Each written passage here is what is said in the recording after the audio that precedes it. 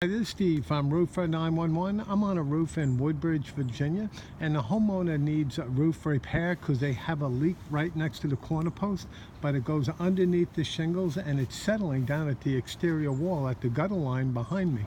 Now, the only way to stop this leak, I need to take up all the shingles from the corner post all the way up to the top so I can see the overall condition of the flashing.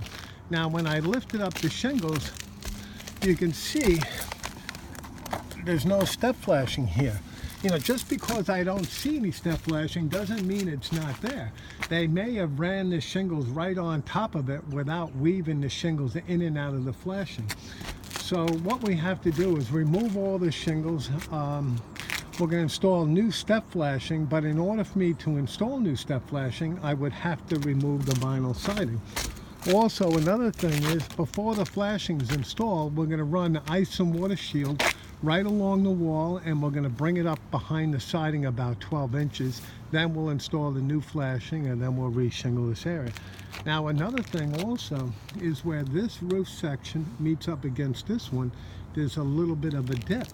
So during a heavy downpour or melting snow, the water can get underneath the shingles, seep through the side of the nail, and the water will leak directly below, and it can also settle down at the lowest point. Now, another thing very important, I need to check the vinyl siding, the seams, to make sure that they're overlapped sufficiently, because if they're not, if there's a driving rain towards the wall, the water will get behind the siding, behind the step flashing, and again, will settle down at the corner post and down below.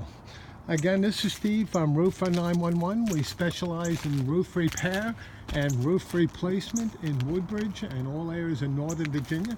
I can be reached at 703-475-2446, and our estimates are free.